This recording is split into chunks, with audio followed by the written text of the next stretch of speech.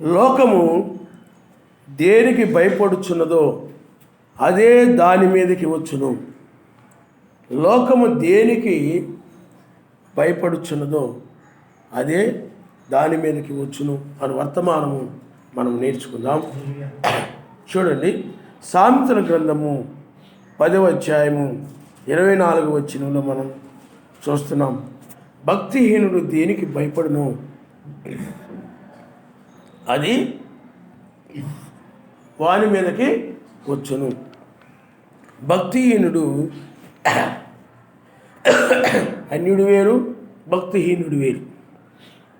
ఆ భక్తిహీనుడు అంటే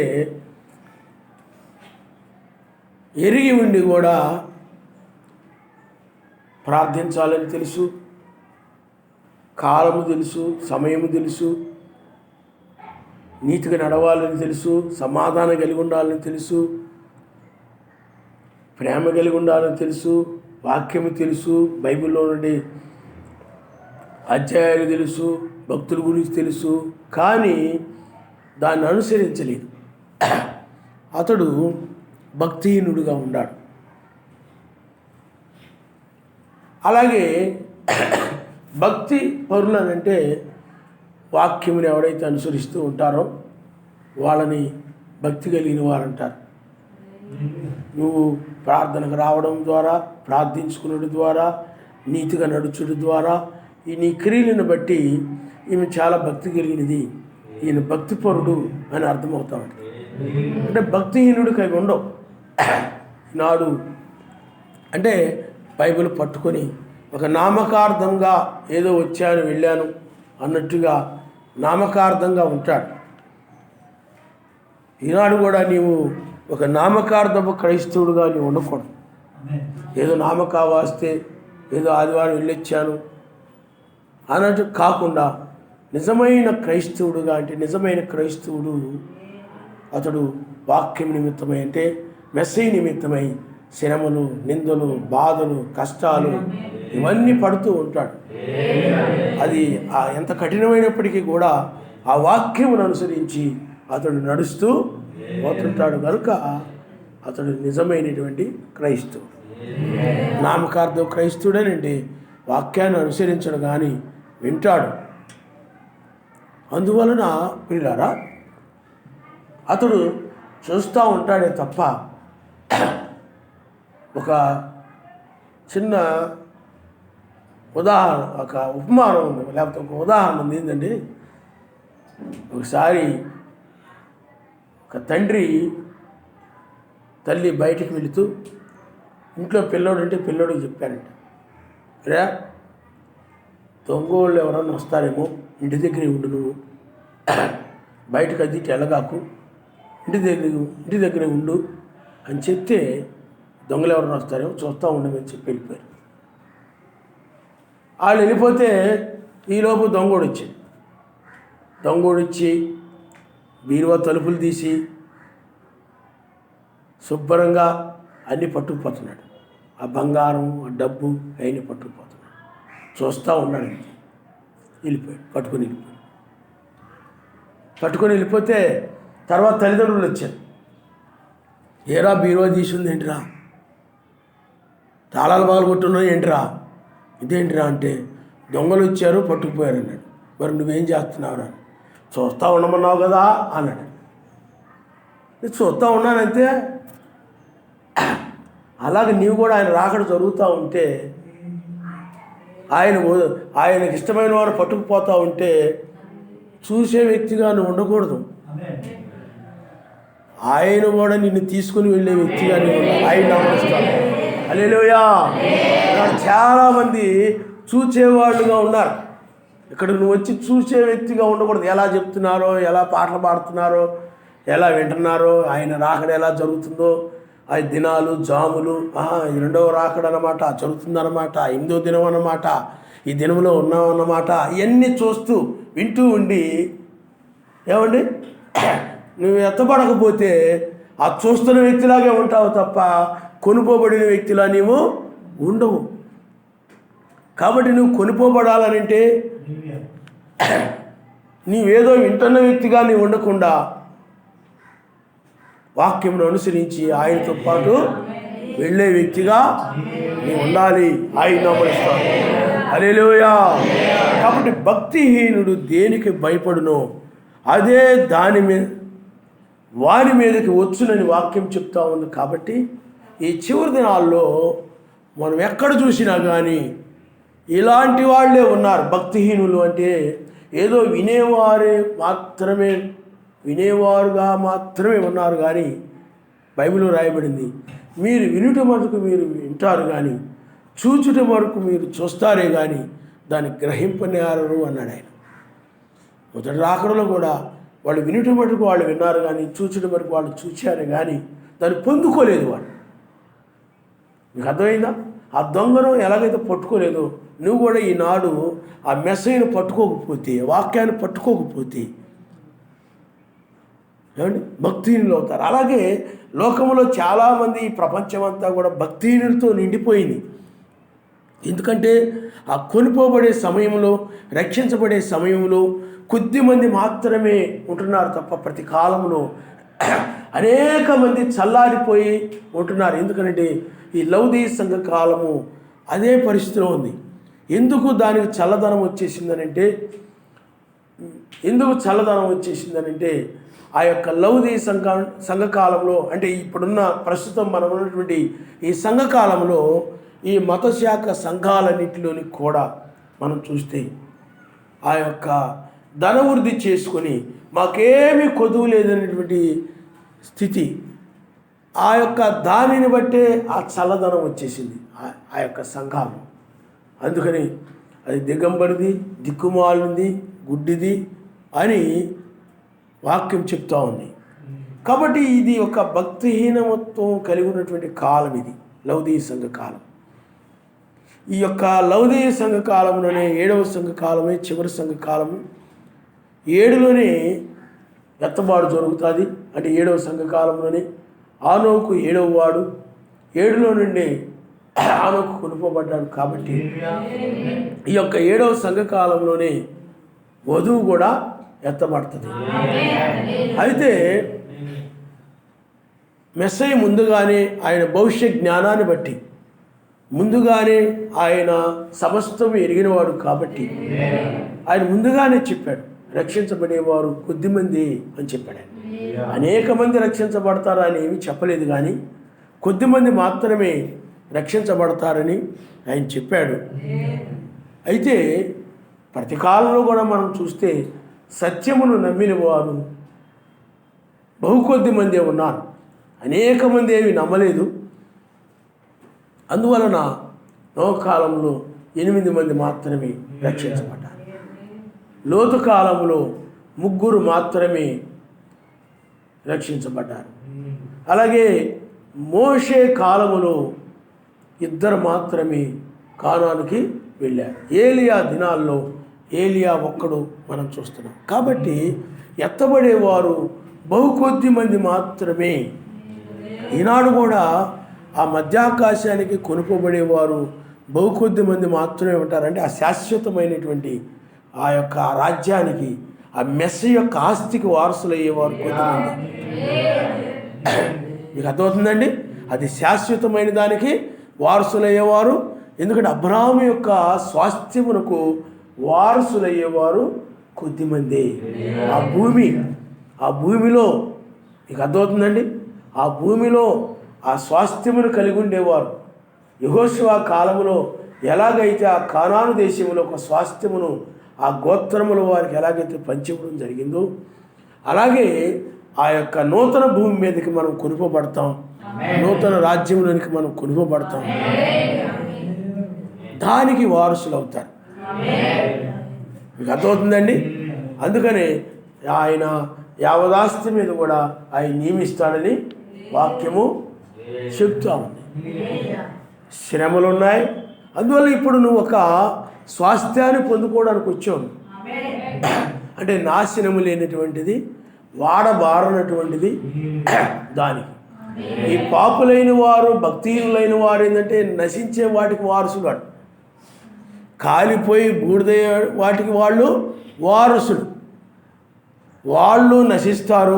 ఎందుకంటే వాళ్ళు వాటి మీదే మనసు కలిగి వాటిని నమ్ముకొని ఆ విధంగా ఉన్నారు కాబట్టి వాటితో పాటు వాళ్ళు నశిస్తారు. కానీ నీవు శాశ్వతమైన దాన్ని నమ్ముకొని ఉన్నావు కాబట్టి, విశ్వసించావు కాబట్టి దీన్ని నువ్వు పొందుకోవడం అనేది అంటే శాశ్వతమైన ఆ రాజ్యాన్ని దాన్ని పొందుకోవడం అనేది జరుగుతుంది. ఆయన నామములో హల్లెలూయా, హల్లెలూయా. అందుచేత ఈ యొక్క భక్తిహీనత్వం కలిగి ఉండి కాలంలో మనము కొద్ది మందిగా రక్షించబడే వారంగా, ఒక బయలుపాటును కలిగి వారంగా, ఒక దినము 8వ దినమని, జామని ఇవన్నీ ఎరిగిన వారంగా మనం ఉన్నాం. ఆయన నామములో హల్లెలూయా, హల్లెలూయా. మనం ఏ విధంగా ఎరిగి ఉన్నామనంటే ఈ యొక్క సంఖ్యలు ఈ కాలాన్ని తెలియజేస్తూ ఉన్నాయి. సంఖ్యలు ఎలా కాలాన్ని తెలియజేస్తున్నాయి అంటే ఇప్పుడు 6000 సంవత్సరాలు వచ్చాయి. ఒక ముగింపు అనేది మనకు అర్థమవుతుంది. సంఖ్యలో ముగింపును తెలియజేస్తాం, ముగింపును తెలియజేయడం మనం చూస్తూ ఉన్నాం. ఆ తర్వాత 7వ సంఘకాలము ముగింపును చూపిస్తూ ఉంది. దీని తరువాత ఏ సంఘకాలం కూడా లేదు. అలాగే 8వ దినములో మనం ఉన్నాం. ముగింపు అది వేకువజాములో ఈ ముగింపు. 3లో ముగింపు, ఏలియా యాత్ర ముగించబడింది. బైబిల్లో 8లో వేకువజాములో ఆ కాలంలో నోవహు, లోతు వాళ్ళ యాత్ర ముగించబడింది. 7లో ఆనోకు యాత్ర ముగించబడింది. అలాగే 120 సంవత్సరాలు, ఆ నోహు కాలం 120 సంవత్సరాలు ముగింపును చూపిస్తూ ఉంది. అలాగే ఇప్పుడు కూడా 120 సంవత్సరాలు ముగింపు మనకు కనబడతా ఉంది. ఇక్కడ ముగింపులో ఉన్నాం మనం. అలాగే బ్రహ్మాం గారు 1909లో పుట్టారు, 1965లో నిద్రించారు, 56 సంవత్సరాలు. నేను 1969లో పుట్టడం, ఆ తర్వాత తెల్లవారుజాము 2025లో ముగుస్తూ ఉంది, 56 సంవత్సరాలు.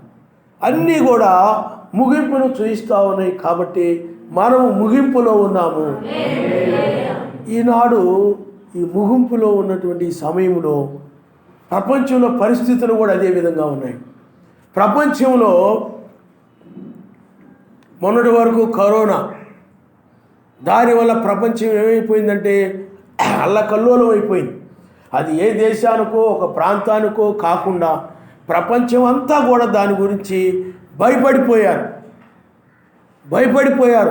అంటే భక్తిహీనులు ఏమైపోతున్నారంటే భయపడుతున్నారు. ఆ కరోనా వచ్చిద్దేమో, అదిలా అయిపోద్దేమో, ఇదిలా అయిపోద్దేమో అని భయపడిపోతూ ఉన్నారు. అలాగే ఇప్పుడు ఒక యుద్ధము రష్యాకి ఉక్రెయిన్ దేశానికి యుద్ధం జరుగుతూ ఉంది. ఆ యుద్ధంలో కూడా ఆ యొక్క దేశంలో, అది చాలా చిన్న దేశం, ఉక్రెయిన్ దేశం, ఆ దేశంలో ఈ రష్యా వచ్చి ఆ యొక్క బాంబులు వేయడం వలన ఆ యొక్క దేశంలో అనేక మంది ఆస్తులు, ఆ గవర్నమెంట్ ఆస్తులు అనేకమైనవి కూడా నాశనమైపోతూ ఉన్నాయి.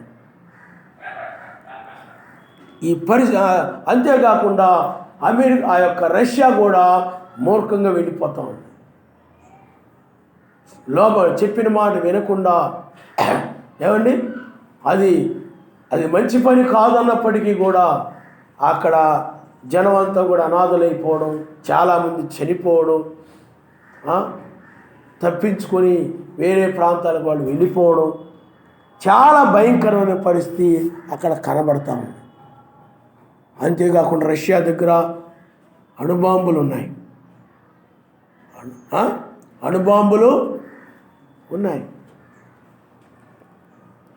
చాలా భయంకరమైన పరిస్థితి కనబడతా ఉంది ఇప్పుడు చూస్తే. ఎందుకు ప్రపంచం అంతా భయపడుతుందనంటే ప్రపంచంలో అణుబాంబులు ఉన్నాయి. మన దగ్గర ఉన్నాయంటే భారతదేశంలో ఉన్నాయి, చైనాలో ఉన్నాయి, అమెరికా దగ్గర ఉన్నాయి, నాటో దేశాలు అంటే కొన్ని దేశాలని కలిపి ఒక కూటమిగా ఏర్పడ్డాయి.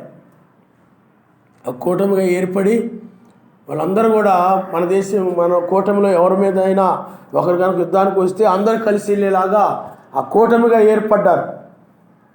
యూరోపియన్ కంట్రీస్, అమెరికా ఇవన్నీ ఉన్నాయి. ఇవన్నీ కూడా మనం చూస్తే ప్రపంచంలో ప్రస్తుత పరిస్థితులు మనం చూస్తే ప్రపంచము మూడవ ప్రపంచ యుద్ధం కనుక వస్తే భూమి మీద ఏమీ మిగలదని, ఒక దేశం మీద ఒక దేశం కనుక, ఎందుకంటే మూడవ ప్రపంచ యుద్ధం వస్తే ఆ యొక్క 2 భాగాలు అయిపోతాయి. అమెరికా వైపు కొన్ని దేశాలు ఉంటాయి, ఎందుకంటే ఇప్పుడు అమెరికాయే అగ్రరాజ్యంగా కనబడతా ఉంది. అలాగే రష్యా, అది మిలిటరీలో చాలా ప్రపంచంలోనే నెంబర్ 1గా ఉందని చెప్తుంటారు. అది ఒకవైపు ఆ విధంగా ఆయుధాలను కలిగి ఉంది. కాబట్టి ఇప్పుడు అణుయుద్ధము కనుక వచ్చేస్తేమో, ఎందుకంటే ఆ రష్యా అధ్యక్షుడు ఒక పిచ్చివాడులా కనపడుతున్నాడు. అంటే ఆ ప్రజలు ఆస్తులు అన్నీ నాశనం అయిపోతున్నా కానీ ఇంకా ప్రపంచమంతా కూడా ఆ యుద్ధము ఆపమని, లేకపోతే ప్రజలందరూ కూడా ధర్నాలు చేస్తూ అవన్నీ చేస్తూ ఉంటే ఈ యొక్క రష్యా మాత్రము మీ అంతా కూడా చూస్తాం, మీరు కనుక తలదూరిస్తే అని చెప్పి ఆ నాటో దేశాలంటే అమెరికా, మిగతా దేశాలన్నింటినీ కూడా ఈ పుతిన్ అంటే రష్యా అధ్యక్షుడు హెచ్చరిస్తూ ఉన్నాడు.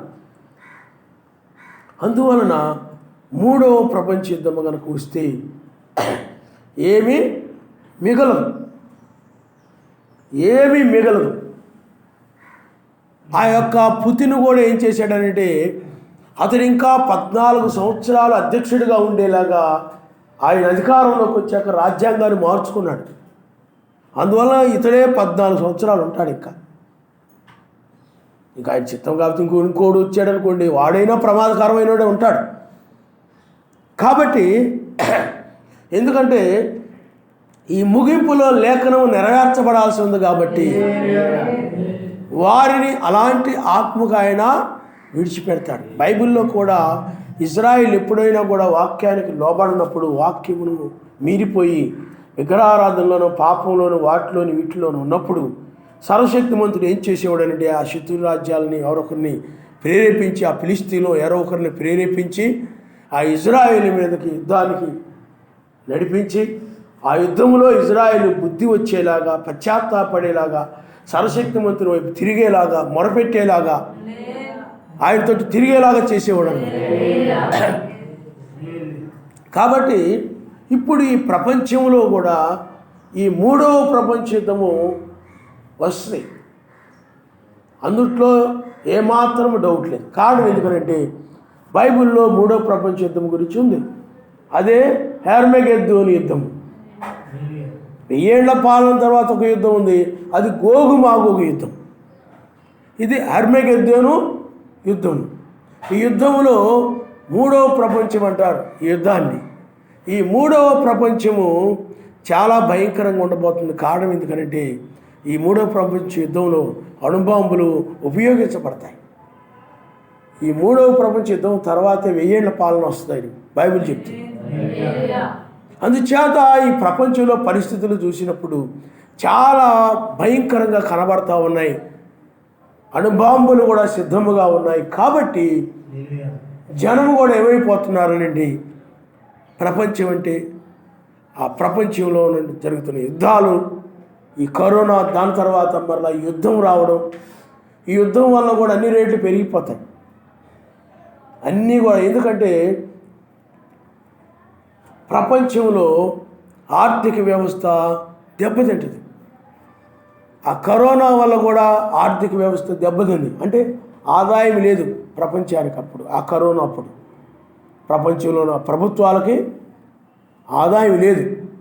అలాగే యుద్ధాల వల్ల కూడా ఏమవుతుందంటే నష్టాలు వచ్చి, అప్పుడైనా నష్టమే, ఇప్పుడైనా కూడా నష్టాలు వచ్చి ఈ యొక్క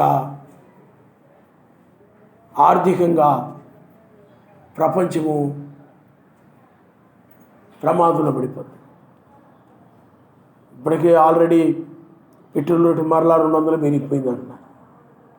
ఆ నూనె రేటు పెరిగిపోయింది అంటున్నారు. అన్ని రేట్లు కూడా పెరిగిపోతున్నాయి.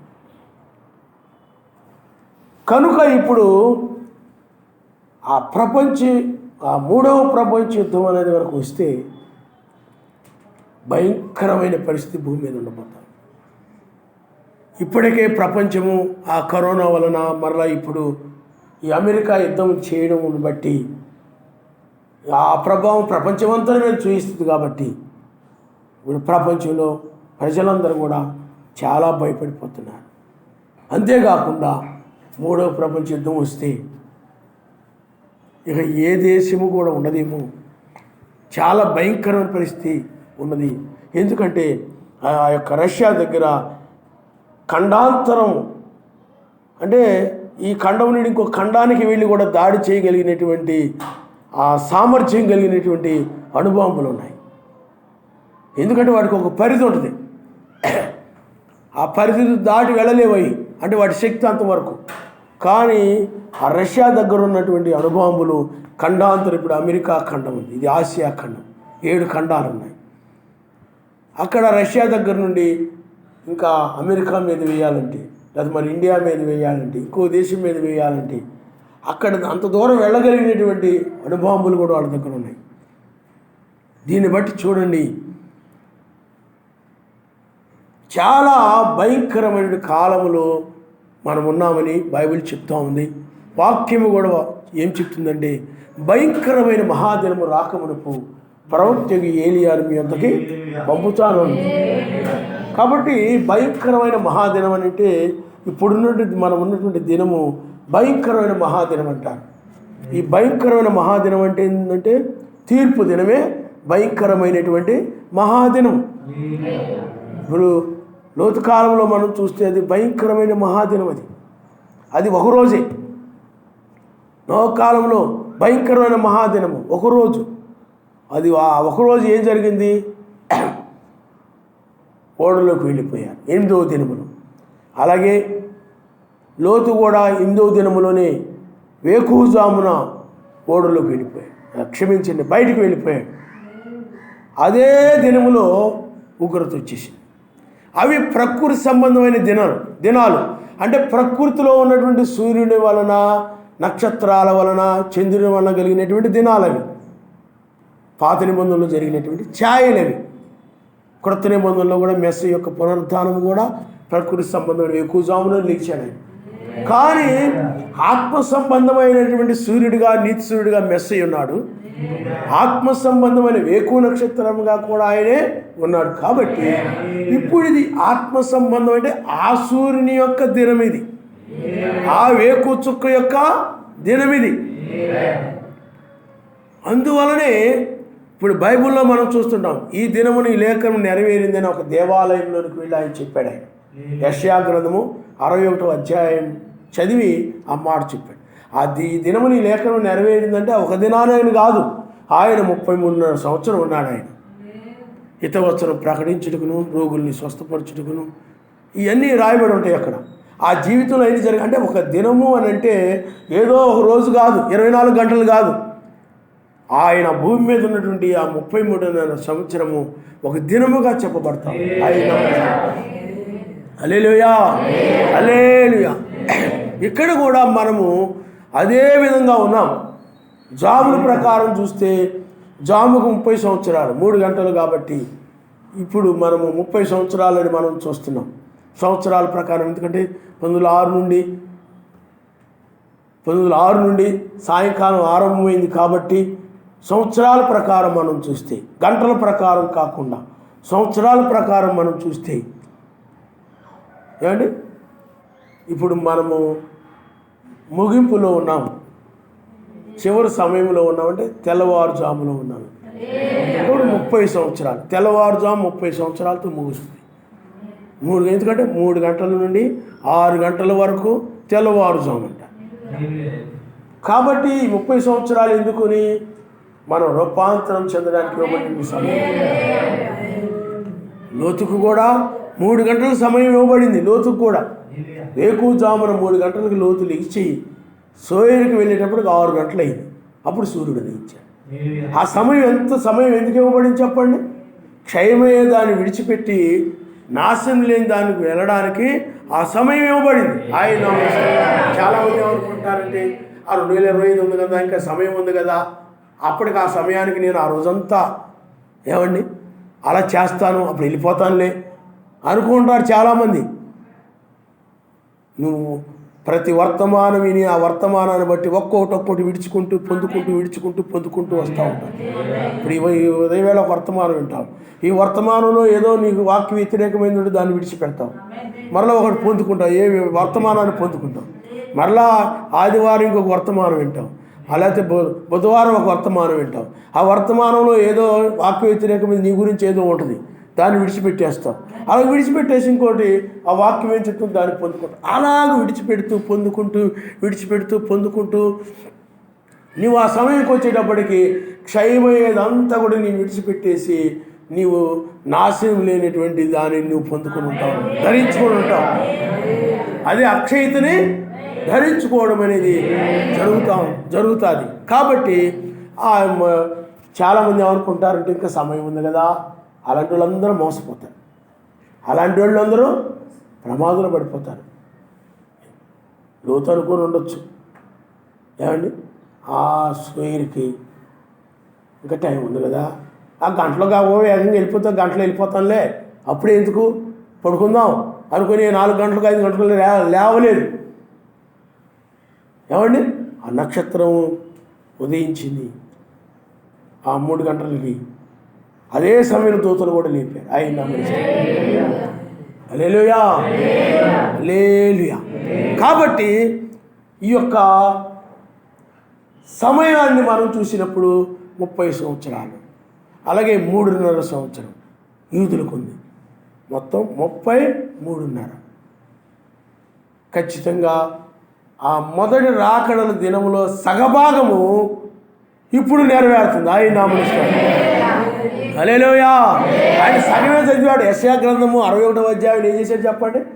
సగమే చదివాడు ఆయన, మిగతా సగం ఆయన చదవలేదు, వదిలిపెట్టాడు. ఆయన పరిధి దండం ప్రకటించుటకును అని ఉంటుంది.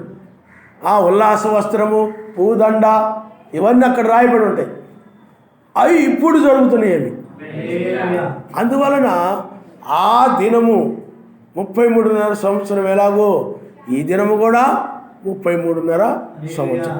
అయితే ఈ 33.5లో 3.5 అది యూదులకు సంబంధించింది. అందుకనే 70వ వారంలో చివరి వారం, అదే చివరి వారం అంటే 7 సంవత్సరాలు. అందుకని మొదటి రాకడలో 3.5 అయిపోయింది, మరలా 3.5. అందుకని శ్రమకాలం 3.5 సంవత్సరాలే. చాలామంది 7 సంవత్సరాలు అని చెప్తుంటారు, కాదు 69. అప్పుడు ఆయన ఏమయ్యాడు చూడండి, 69. ఆ తర్వాత 3.5 సంవత్సరము 70వ వారం వచ్చింది. అదే 70వ వారంలో సగమే. ఇప్పుడు మిగతాది మనం ఎత్తబడిన తర్వాత నెరవేరు. కాబట్టి ముగింపులో మనం ఉన్నాం.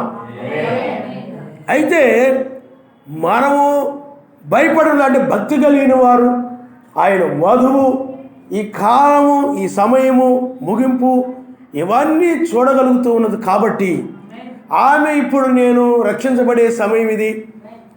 ఆనాడు ఎలాగైతే జలప్రళయం రాబోతూ ఉంది, ఈ ప్రపంచం నాశనం కాబోతూ ఉంది, మీరు ఓడలోకి ఎక్కేయండి అనంటే, వచ్చేయండి అనంటే ఆ 8 మంది వెళ్ళారు. ఆ కుటుంబము 8 మంది ఓడలోకి వెళ్ళిపోయారు. ఎందుకంటే దాన్ని నమ్మారు, వాళ్ళు విశ్వసించారు. మిగతా వాళ్ళందరూ కూడా ఇది ఇంకేం కాదులే, నాశనం కాదులే అనుకొని చాలామంది నమ్మలేదు. నమ్మక వాడు లోకమును వాటిని ప్రేమించి లోకానందాల్లో, లోక సంబంధమైన వాటి ఆనందిస్తూ తినచ్చు, త్రాగుచ్చు, ఇంకా అమ్మొచ్చు, కొనుచ్చు, వాటిలో మునిగిపోయారు పూర్తిగా. లోక సంబంధం వాటి మీద మనసు కలిగి ఆ విధంగా ఉండిపోయారు. కానీ వీళ్ళైతే ఈ కుటుంబం 8 మంది ఏం చేశారంటే, నాశనం కాబోతుందని సర్వశక్తిమంతుడు చెప్పాడు. ఎవరితోటి చెప్పలేదు ఆయన. ఆ 8 మంది ఏం చేశారు చెప్పండి? ఓడలోకి వెళ్ళిపోయారు. ఆ ఓడలోకి వెళ్ళిపోతే ఆ తర్వాత ఏమొచ్చింది చెప్పండి? జలప్రళయము వచ్చేసింది, మొత్తం కూడా నాశనం చేయబడి. ఎందుకంటే వాళ్ళకి ఆ రక్షించబడే సమయం ఏదో వాళ్ళకి తెలియలేదు. రక్షించబడే మార్గం కూడా వాళ్ళకి తెలియలేదు. అలాగే లోతు కాలానికి వచ్చేటప్పటికి కూడా లోతు యొక్క కుటుంబములో అక్కడ లోతు యొక్క కుమార్తెలు, లోతు భార్య ఆ యొక్క సొదొమ గొమొర్రాలో ఉన్నప్పుడు సర్వశక్తిమంతుడు ఆ దూతలు వచ్చారు. వాళ్ళు సాయంకాలమే వచ్చారు, ఆ రాత్రంతా ఉన్నారు అక్కడ. మీకు అర్థమవుతుందా? రాత్రంతా ఉన్నారు. అలాగే 7వ దూత కూడా ఆయన సాయంకాల వర్తమానం బ్రహ్మంగానే చెప్పాడు. సాయంకాల వర్తమానం అని, సాయంకాల వర్తమానికుడి కాలం ఇదని ఆ రోజున చెప్పాడు ఆయన. ఎలియాజరు కూడా ఆ రాత్రంతా ఉన్నాడు ఆయన. ఇక్కడ కూడా 4 జాముల్లో సాయంకాలము, అర్ధరాత్రి, కోడిగూసే వేళ, తెల్లవారుజాము. అక్కడ లోతు కాలంలో కూడా అదేవిధంగా వాళ్ళు ఒక తెల్లవారుజామున ఒక స్వరమని విన్నారు. ఆ దూతలు వచ్చి చెప్పారు, ఈ ఊరి దోషశిక్ష అంటే ఊరి యొక్క దోషాలను బట్టి, ఈ భక్తిహీనుని యొక్క పాపములను బట్టి ఈ పట్టణాలు కాలిపోతాయి, ఇక ఉండవు అని చెప్పినప్పుడు దాన్ని నమ్మారు. నమ్మి ఇంక వాళ్ళు ఇక కాలిపోయే దాని మీద మనం మనసు పెట్టుకోకూడదు. బొగ్గుగా మారిపోయేటువంటి యొక్క పట్టణంలో బిల్డింగుల మీద, వాళ్ళ ఆస్తుల మీద, ఇంకా వస్తువుల మీద, వాటి మీద, వీటి మీద మనం మనసు పెట్టుకోకూడదు. వాటి మీద మనసు పెట్టుకొని మనం ఏమీ చేయకూడదు అనుకుని వాళ్ళు ఏం చేశారంటే వాటి వైపు చూడకుండా, వాటి వైపు మనసు పెట్టుకోకుండా, అంటే బైబిల్ చెప్తుంది అది వెనక తట్టు చూడకుండా, నేను బైబిల్ వాళ్ళు ఎక్కడికి వెళ్ళాలో దాని వైపు గురించి, ఆ సోయరు వైపు మనసు ఉంచి వాళ్ళు వెళ్ళిపోయారు. అందుతో లోతు భార్య ఏం చేసిందనంటే సందేహించింది. దూతల మాటలు ఏం చేసింది చెప్పండి? సందేహించి ఆమె నమ్మల. ఈ పట్టణం నాశనం కాబోతున్నాయంటే నమ్మక ఆవిడ ఏం చేసిందంటే, అలాగంటారు కానీ ఏం కావులే, చెప్పాల్సి ఆలస్యం, చెప్పు నుంచి చెప్తున్నారు కదా, ఏదో ఇప్పుడు క్రైస్తవులు ఎలా అనుకుంటారో అలాగ అనుకొని ఆమె నమ్మకం ఏం చేసిందనండి వాటి మీద మనసు పెట్టుకుంది. సొదొమ గొమొర్రాలో ఉండండి వాళ్ళు కలిగి ఉన్న ఆస్తుల మీద, భూముల మీద ఏమేమి ఉన్నాయి వాళ్ళకి. లోతు కూడా గొప్ప ఆస్తిపరుడి. ఎందుకంటే అతడు ఆ గవిని యొద్ద పెద్దలతో పాటు ఉండేవాడు. సామాన్యుడికి అక్కడ ఉండడం, గొప్ప ఆస్తి కలిగిన వాడి. ఆమె ఒక బ్రహ్మం గారు అంటే ఆమె ఒక మేయర్ అయి ఉండొచ్చు అంటాడు. అలాగా వాళ్ళు ఉన్నారు. ఆమె నమ్మలేదు, ఎంత కాలిపోద్దు, బూడిదైపోద్దు, ఇవేమి ఉండవు అని అంటే ఆమె నమ్మకుండా ఏం చేసిందంటే, మేము ఎంతో కష్టపడి సంపాదించాం, ఎంతో కష్టపడి మేము కొనుక్కున్నాం, ఎంతో కష్టపడి మేము కట్టుకున్నాం, ఎంతో కష్టపడి మేము దాచుకున్నాం, ఆ వస్తువులు ఈ వస్తువులు ఎన్నో కొనుక్కున్నాం, మేము చాలా మా కష్టార్జితం అది, మా శ్రమ అది. ఏమండి, శ్రమపడి ఆ డబ్బు మేము సంపాదించుకొని మేము ఆ యొక్క స్థలాలు కొన్నాం, పొలాలు కొనుక్కున్నాం, భూములు కొనుక్కున్నాం, బంగారం కొనుక్కున్నాం, ఇవన్నీ కొనుక్కున్నాం మరి అని ఆమెకు ఆ వ్యామోహాలు వాటి మీద మనసు లాగేసింది. మీకు అర్థమైందా? లాగేసినప్పుడు ఏమైపోయింది చెప్పండి? ఆ మాట వెనకతోటి చూడకుండా వెళ్ళిపోమని దూతలు ఎప్పుడైతే చెప్పారో ఆ మాట ఆమె విననందువలన ఏమైపోయింది చెప్పండి? శాపం వచ్చేసింది. ఆమె మీదకి ఏమొచ్చింది? శాపం వచ్చింది. అందుకనే మలాఖీ గ్రంథంలో రాయబడి ఉన్నది, ఆయన వచ్చి దేశంలో శపించకుండానట్లు ఆయన పిల్లల హృదయమును క్షమించండి తండ్రుల హృదయమును పిల్లల తట్టుకును, పిల్లల హృదయమును తండ్రులు తట్టుకుని తిప్పుతాడను ఆయన నామనిస్తాడు. మలాఖీలో రాయబడింది ఆ దేశము నుంచి శపించకుండానట్లు. ఇప్పుడు కూడా పిల్లారా, లోకాన్ని ఆయన ఏం చేశాడనంటే, మనము రాహాబు స్త్రీ కాలంలో కూడా మనం చూస్తూ ఉంటాం. ఈ పట్టణము శపితమైంది కాబట్టి మీరు ఏమి కూడా దీన్ని దీని మీద మీరు మనసు పెట్టుకుని దీన్ని ఆశించి ఏమి దొంగిలించొద్దు, ఏమి చేయొద్దు. ఆకారాన్ని పడిన వాడు దాన్ని నమ్మలా, విశ్వసించలా. వాడు ఆ యొక్క కాలిపోయేటువంటి, దహించి వేయబడినటువంటి ఆ పట్టణంలో సంబంధించిన వాటి మీద ఈ ఆకాన్ అనబడిన వాడు మనసు పెట్టుకుని వాడిని దొంగిలించి ఏమైపోయింది చెప్పండి? శాపం వచ్చింది. అతడి శాపాన్ని బట్టి అతడు రాళ్ళతో కొట్టబడి చంపబడ్డాడు. అలాగే లోతు భార్య కూడా ఆ విధంగా శాపం వచ్చేసింది ఆమెకి. ఆమె ఇంకా ఉప్పు స్తంభం అయిపోయింది. ఆమె రక్షించబడాలి. అందుకని లోతు భార్యని మీరు జ్ఞాపకం చేసుకోండి అన్నాడు ఆయన. ఎప్పుడు? లోకాసువార్త 17వ అధ్యాయంలో ఈ రెండవ రాకడ గురించి చెప్తూనే చెప్పాడు అన్నమాట.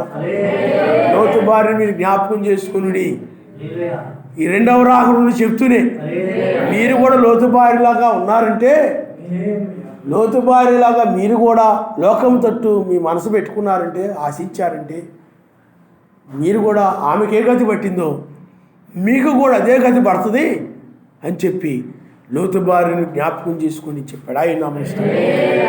హల్లెలూయా. ఆ సమయము వాళ్ళకు మాత్రమే చెప్పబడింది కాబట్టి, వాళ్ళ దగ్గరకు మాత్రమే రహస్యంగా వచ్చి చెప్పాడు కాబట్టి వాళ్ళు ఇది నాశనం కాబోతుందిరా అని వాళ్ళు ఏం చేశారంటే నాశనము లేనిటువంటి ప్రాంతానికి వెళ్ళారు. ఆయన నామరిస్తాడు. హల్లెలూయా, హల్లెలూయా. ఆయన కూడా ఇప్పుడు ఈ రెండవ రాకడలో కూడా ఆయన ఏం చేశాడనండి, తన రాజ్యముతో దిగి వచ్చాడు ఆయన. తన రాజ్యం అంటే నూతన యెరూషలేము. ఆ యెరూషలేములోనికి ఎందుకు తీసుకొచ్చాడు ఆయన? నీవు ఈ లోకాన్ని విడిచిపెట్టేసి ఈ యెరూషలేములోను ప్రవేశించాలి. అప్పుడు ఈ యెరూషలేమును ధరించుకొని నువ్వు పైకి వెళ్ళిపోతావు అన్నమాట. అందుకని వచ్చాడు. ఆ రోజుల్లో మనం పాత నిబంధన కాలంలో ఆ యొక్క రక్షించబడడానికి ఆశ్రయపురాలు ఉండేవి, 6 ఉండేవి. వాటిలో పరిగెత్తి తమ ప్రాణాలు కాపాడుకునేవారు. ఈనాడు కూడా నీ ప్రాణాన్ని కాపాడుకోవడం కోసం ప్రపంచం యొక్క దోషశిక్షలో నువ్వు నశించిపోకుండా ఉండడం కోసము నీ కోసమే ఆనాడు ఓడ ఎలాగో సోయేడు ఎలాగో ఇప్పుడు ఈ పట్టణంలోనికి ప్రవేశించాలి. ఆ పట్టణంలోనే ప్రవేశించబడి పట్టణమే కనపట్టలేదు కదండి. ఇది అదృశ్య పట్టణం. ఇది ఈ శరీరం మారాక అప్పుడు నువ్వు దృశ్యంగా చూడగలుగుతావు. అదృశ్య రాజ్యాన్ని, ఆ 1000 ఏళ్ల పాలన నీవు చూడగలుగుతావు తప్ప ఈ శరీరంలో ఉండగా చూసేది కాదు. అది ఈ నశించే శరీరంలో ఉండగా చూసేవి కాదు. మరి యోహాను గారు చూశారు, దర్శనంలో చూశాడు. మీకు అర్థమవుతుందా? అలాగా శరీరం మారాకే ఆయన కూడా కలుసుకుంటారు మధ్యాకాశంలో. శరీరం మారినోళ్ళు కలుసుకోరు. అందుకే బైబిల్ చెప్తుంది ఈ శరీరంలో ఉన్నంత కాలము ఆయనకు మనం దూరంగా ఉన్నామని అని బైబిల్లో. కాబట్టి ఆ యొక్క పట్టణముతో వచ్చాడు ఆయన. ఇప్పుడు నీవు ఈ పట్టణములోనికి రక్షించబడాలంటే ప్రవేశించాలి. కాబట్టి ఎందుకంటే ఈ సమయం మనకు తెలుసు ఎక్కడికి వెళితే మనకు రక్షణ కలుగుతుందో. ఆనాడు ఓడలోకి వెళితే రక్షణ కలుగుతుందని ఆ యొక్క 8 మంది ఎరిగి ఆ ఓడలోకి వెళ్ళిపోయారు. ఆ యొక్క సోయరుకి వెళితే రక్షణ కలుగుతుందని ఆ 3 సోయరుకి వెళ్ళారు. ఈనాడు కూడా ఒక సోయరుకో ఓడలోకో లేదా కొండ మీదకో వేరే ఊరో ఆ ఊరో ఈ ఊరో కాదు, నీవు ఈ పట్టణంలోనికి ప్రవేశించాలి. ఎందుకంటే సాలేము రాజు నీతి సమాధానం పరిశుద్ధాత్మేంద్ర ఆనందం కలిగిన పట్టణంతో వచ్చాడు. నీవు నీతి సమాధానం కలిగి ఉన్నావు అనుకోండి, ఈ పట్టణం ప్రవేశించినట్లే. నువ్వు నీతి సమాధానము పరిశుద్ధాత్మ ఆనందం కలిగి ఉంటే ఈ పట్టణంలోనికి నీవు ప్రవేశించినట్టు. అప్పుడు ఈ పట్టణంలోనికి ఎప్పుడైతే నువ్వు ప్రవేశిస్తావో అప్పుడు పైకి కొనుకోబడ్డం అనేది జరుగుతుంది. తెల్లవారుజాములో 8వ దినములో అప్పుడు భూమి మీదకి ఏమొస్తుందండి, శ్రమకాలం అనేది వచ్చేస్తాయి. కాబట్టి మీరు భక్తి కలిగిన వారు ఆ రోజుల్లో ఒక ఉగ్రత రాబోతూ ఉందంటే, జలప్రలయం రాబోతూ ఉందని సర్వశక్తి మంత్రులు చెప్పిన భయపడలేదు. కారణం ఎందుకనంటే వారికి ఒక ఓడ ఉంది. ఆ ఓడను బట్టి ఆ ఓడను బట్టి ఆ ఓడలోనికి వాళ్ళు ప్రవేశించిన దానిని బట్టి వాళ్ళు భయపడకుండా ధైర్యంగా ఉన్నారు. జలప్రలయం వచ్చినా ఏది వచ్చినా మాకు ఏమీ అవ్వదని. మీకు అర్థమవుతుందండి? దానిలో ప్రవేశించడం ద్వారా ధైర్యం వచ్చింది వాళ్ళకి. అలాగే లోతు కాలంలో కూడా ఆ భక్తి కలిగిన వారు బైబిల్లో అతడు నీతిమంతుడని రాయబడింది. ఆ కాలానికి సంబంధించిన ఆ నీతిలో అంటే అబ్రాహాము గారి వల్లే లోతు వాగ్దానాలను పొందలేదు, కానీ అబ్రాహాము గారిని బట్టి అతను ఏమైనాడు చెప్పండి?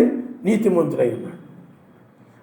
కాబట్టి ఆ కాలంలో వారు సోయరుకు వచ్చినప్పుడు వారు ధైర్యముగా ఉన్నారు. ఆయన రెక్కల క్రింద ఆయన సన్నిధిలో ఏముండదు చెప్పండి? ధైర్యం కలుగుతుంది. నీవు నీతిమంతుడిగా జీవిస్తూ సర్వశక్తిమంతుడితో కానీ మనుషులతో కానీ ఏ విరోధమైన ఆలోచన లేకుండా, ఏ విరోధము లేకుండా, ఏమండి అలాగే పరిశుద్ధాత్మేందు ఆనందిస్తూ నీవు ఆ విధంగా ఉన్నప్పుడు అంటే సర్వశక్తిమంతుడు నీకు మంచి విరోధం లేకుండా ఆ విధంగా ఎక్కడికక్కడ నువ్వు సమాధాన పడుతూ ఏమైనా దృష్టిలో నీకు విరోధం కనిపిస్తే, ఇది తప్పు అనిపిస్తే సమాధాన పడుతుంటావు. నీకు అర్థమవుతుందా? ఏదైనా ఇదిగో నేను ఈ వాక్యాన్ని మీరిపోయాను, నేను ఈ ప్రార్థన మీరిపోయాను, ఆమెను చెప్పడం అనేది మీరిపోయాను, లేకపోతే అల్లులే చెప్పడం అనేది మీరిపోయాను, వందనాలు చెప్పడం అనేది మీరిపోయాను, నాయన నన్ను క్షమించు నాయన. నువ్వు ప్రతి విషయంలో కూడా కొంతమంది అయితే అసలు ఆ ప్రార్థన చేసుకోవాలని ఆలోచన ఉండదు. ఆజ్ఞని మీరిపోయినప్పుడు ప్రార్థన చేసుకోవాలని అనుకోరు. క్షమించమని ఆయన అడగాలని అనుకోరు. అసలు ఆ విధంగా క్షమించమని ప్రార్థన చేయరు, వినేసి వదిలేస్తారు. అలాగా ఆమెనని చెప్పలేదు అనుకోండి, నాయన నన్ను క్షమించిన ఆయన నేను ఆమెనని చెప్పలేదు అని అన్నాం. ఆమెనని చెప్పండి అమ్మా అన్నాం అనుకోండి, అలాగే అంటారు అంతే. ఈ టైపోడు సమాధానం కలిగలేరు ఆయనతోటి. సమాధానం కలిగి ఉండాలంటే ఏముండాలి చెప్పండి? పశ్చాత్తాపం కావాలి. పశ్చాత్తాపం ద్వారానే సమాధానం కలుగుతుంది. గుర్రంతో సమాధానం రాదు.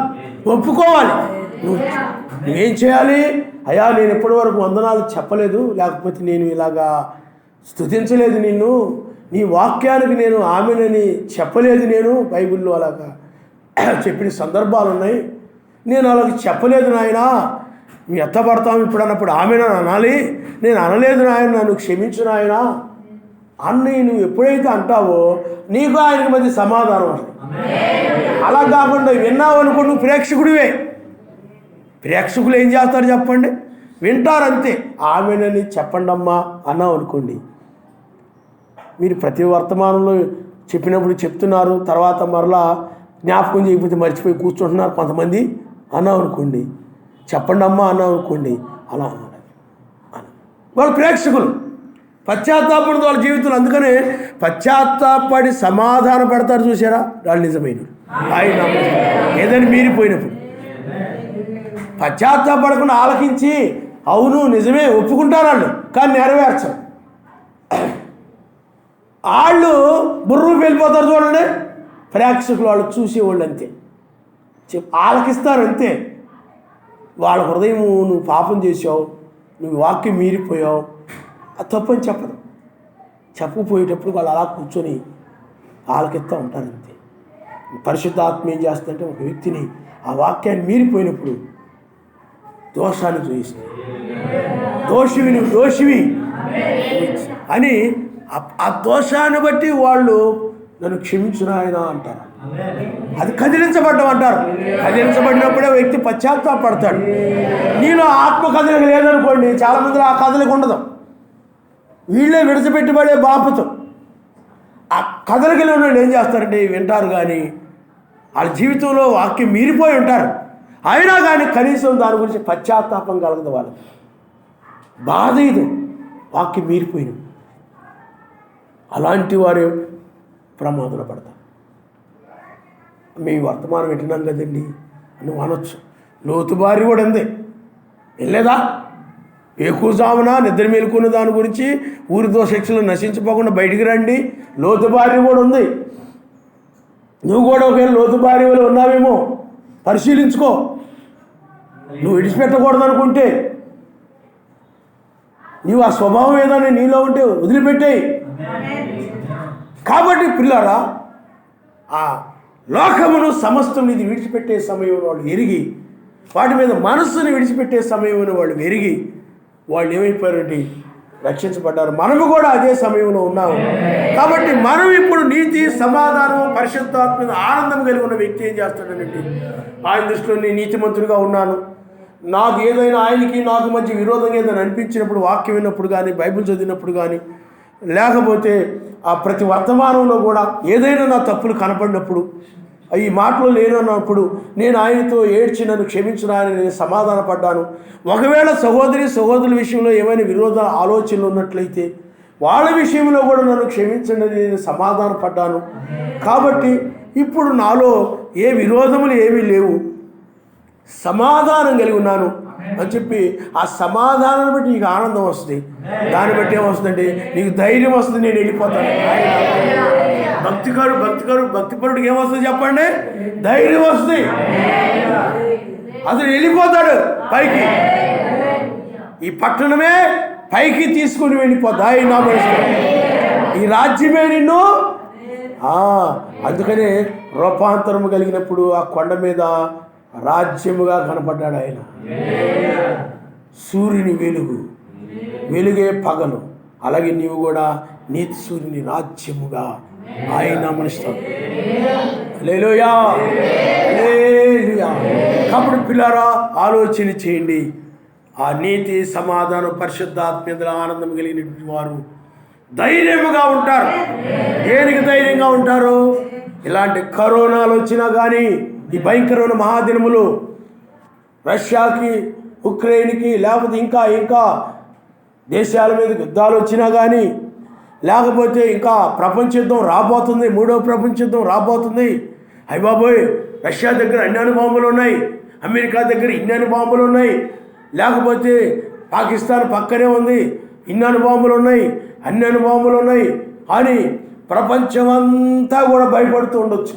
ఎప్పుడు ఏమైందో, మా వాళ్ళు ఆ ఉక్రెయిన్లో ఉన్నారు, లేకపోతే మా వాళ్ళు అమెరికాలో ఉన్నారు, లేకపోతే మా వాళ్ళు ఇండియాలో ఉన్నారు, లేకపోతే అక్కడున్నారు, ఎక్కడున్నారు, ప్రపంచం అంతా కూడా ఇది ఏమైందో, అది ఏమైందో, అది ఏమైందో, ఇది ఏమైందో, నేనెంతో కష్టపడి సంపాదించాను, నేనెంతో కూడబెట్టుకున్నాను, నేనెంతో గొప్ప ధనము కలిగి ఉన్నాను, గొప్ప ఆస్తిపరుడిని, నేను గొప్ప పెద్ద హోదాలో ఉన్నాను, నాకు ఈ లోకంలో గొప్ప అధికారం ఉంది, లేకపోతే నేను ఉన్నత స్థితిలో ఉన్నాను, ఇవన్నీ ఏమైపోతాయో ఏంటో అని ప్రపంచము ప్రాణము గురించే కాకుండా వాళ్ళు కలిగి ఉన్న వాటన్నిటిని గురించి కూడా ప్రపంచం అంతా కూడా భయపడుతూ ఉంది.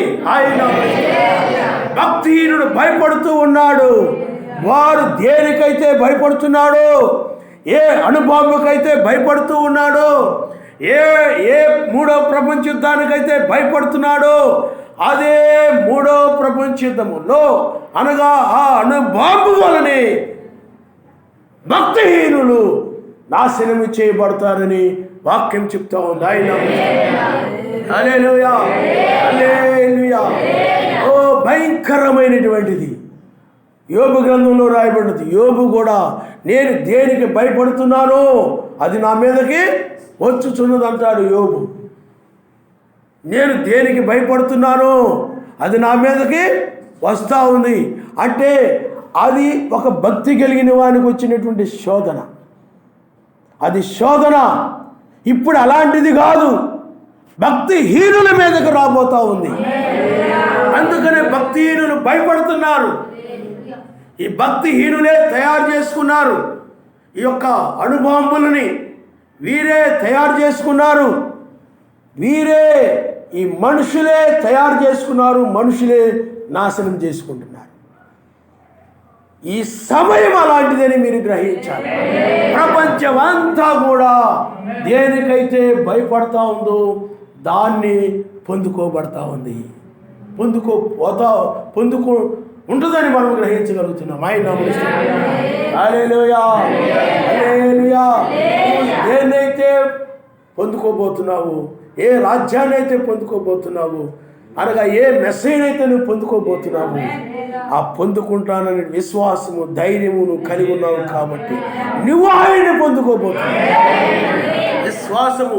అందుకనే కుమారి బైబిల్లో రాయబడింది, నీ విశ్వాసము గల దానివై ధైర్యముగా వెళ్ళము, నీ విశ్వాసము నిన్ను స్వస్థపరచును.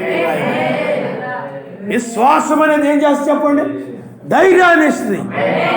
కాబట్టి ఇప్పుడు నీవు ఎత్తబడతానని ఒక విశ్వాసము, కొనుక్కోబడతానని ఒక విశ్వాసము, ఏమండి నీ యొక్క నీతి, నీ యొక్క సమాధానము, నీవు కలిగి ఉన్న పరిశుద్ధాత్మని ఆనందమే ధైర్యాన్ని ఇస్తుంది.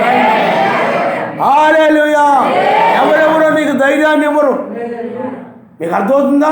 నువ్వు నీతిగా జీవిస్తూ ఉంటావు కాబట్టి నీ జీవితం ఏం చేస్తే అప్పుడు నీకు ఎత్తబడతానని ధైర్యంగా ఉంటుంది. అందరూ భయపడిపోతూ ఉంటారు. ఏమండి అందరూ భయపడిపోతున్నారంటే భక్తిహీనులంతా, ప్రపంచం అంతా భయపడిపోతూ ఉంది.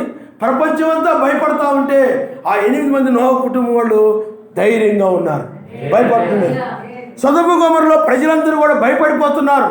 ఏమైపోద్దో ఏంటో అని వాళ్ళు భయపడిపోతున్నారు. లోతు మాత్రము ఏమీ భయపడలేదు. ఆయన నామములో హల్లెలూయా. ఈనాడు కూడా భక్తిహీనులందరూ కూడా భయపడుతూ ఉన్నారు. వారు ఏదో దేనికి భయపడుతున్నారంటే అణు యుద్ధం రావచ్చేమో. ఎందుకంటే ప్రపంచం యొక్క పరిస్థితులు అదే విధంగా కనబడతా ఉన్నాయి. అమెరికా కూడా అదే విధంగా కనబడతా ఉంది. రష్యా కూడా ఇంకా దూకుడుగా కనపడతా ఉంది.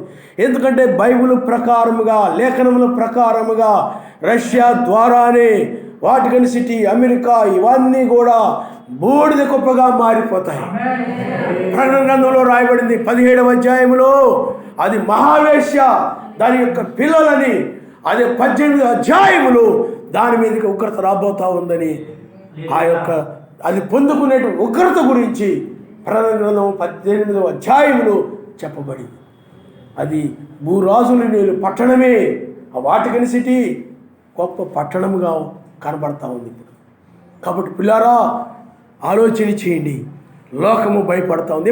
ఇంతకు ముందంతా కూడా లోకంలో నెమ్మదిగా ఉంది, భయమేమీ లేదని చెప్పుకుంటూ ఉండేవారు. ఎప్పటి వరకు అంటే 96కు ముందంతా కూడా లోకమంతా కూడా ఏమీ భయం లేదు